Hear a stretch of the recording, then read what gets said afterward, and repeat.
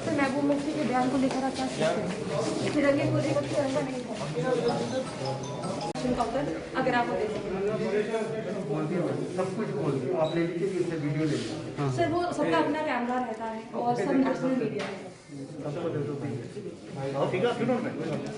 ठीक है जी, thank you. Okay जी।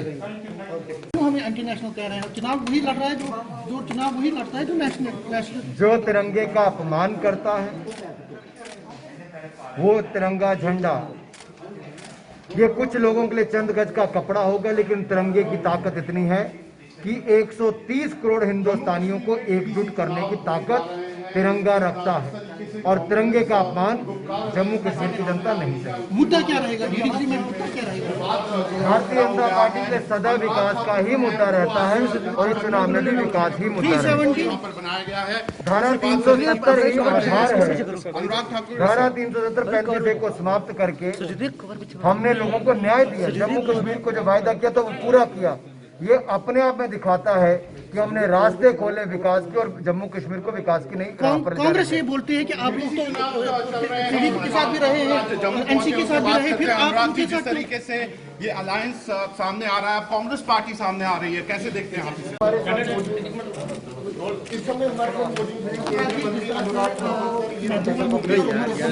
उन्होंने कहा है कि आप लोग डर गए हैं, आपको पता नहीं था, आपको लग रहा था कि आप चुनाव नहीं लड़ने जा रहे हैं, वो चुनाव नहीं लड़ने जा रहे, तो इसके जब अब वो चुनाव लड़ रहे हैं तो अब आप डर गए, तो इसलिए इतने तेज कलाम जो लफ्ज हैं वो अमित शाह जी ने उनके खिलाफ कहे हैं। उनका कहना है कि ये डर है आपके मन में। भारतीय जनता पार्टी दुनिया की सबसे बड़ी राजनीतिक दल है। देश में 2014 में मोदी जी के नेतृत्व में हम पूर्ण बहुमत के साथ 30 वर्षों के बाद कोई राजनीतिक दल पूर्ण बहुमत के साथ है।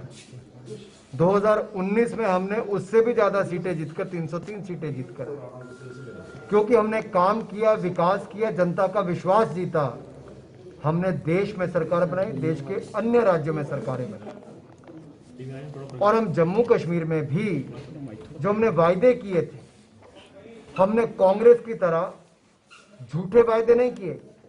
हमने 2019 में सत्ता में आने के बाद धारा 370 35 को समाप्त करने का काम किया, जम्मू कश्मीर के लोगों को उनके अधिकार दिलाए, यहां तक कि जो अनुसूचित जाति के लोग थे, जो हमारे भाई बहन जो वर्षों से अपने अधिकारों की मांग कर रहे थे, जो हमारी बहनें जिनके अधिकार नहीं मिलते थे और यहां तक कि जिनको नागरिकता नहीं मिलती थी, उनको देने का काम किया तो आदरणीय नरेंद्र मोदी जी, अमित शाह जी ने किया। ठीक है, हमने जम्मू कश्मीर के विकास की बात की और आज भी लोकतंत्र में विश्वास रखते हुए, चाहे पंचायतों के चुनाव हो या स्थायी निकाय के चुनाव हो, डीडीसी के चुनाव हो, हम विश्वास रखते हैं लोकतंत्र को और मजबूत करने के लिए चुनावों के माध्यम से, बैलेट के माध्यम से जनता तक पहुंचने के लिए कुछ लोग बुलेट का डर दिखाकर जनता को और युवा को गुमराह करने का काम करते हैं। हम जम्मू कश्मीर को विकास की नई ऊंचाइयों पर ले जाएंगे नरेंद्र मोदी जी। महबूबा जी ने कहा कि क्या महबूबा जी ने, मैं सिर्फ इतना कहना चाहता हूं कि कांग्रेस को एक हार के बाद दूसरी हार मिल रही है और हार के बाद फिर हार, और हैरान और परेशान कांग्रेस ये तय नहीं कर पा रही कि उसको करना क्या है। गुपकार अलायंस के साथ या आप कह लें गुपकार गैंग के साथ इनका समझौता होना, ये गठबंधन दिखाता है कि ये लोग उन लोगों से समर्थन मांग रहे हैं जो आगे चीन से समर्थन मांग रहे हैं धारा 370 को वापस लाने के लिए। कोई पाकिस्तान की भाषा बोलता है, कोई तिरंगे का अपमान करने की बात करता है।